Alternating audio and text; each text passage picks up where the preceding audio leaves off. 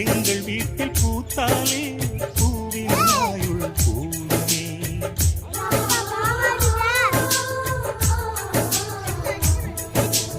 இரண்டு கண்கள் என்றாலும் பார்வை என்றும் ஒன்றுதான். உருவத்திலே தனித்தனிதான், உள்ளம் என்றும் ஒன்றுதான். ஒரு சேவல்தான் நடை காப்பது, இந்த அதிசயம் பாருங்கள், கண்ணனை வாழ்த்துங்கள்.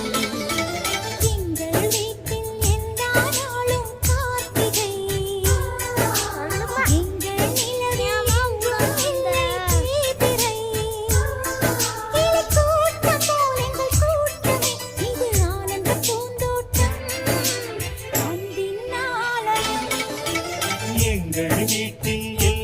நாளும் காத்திரை,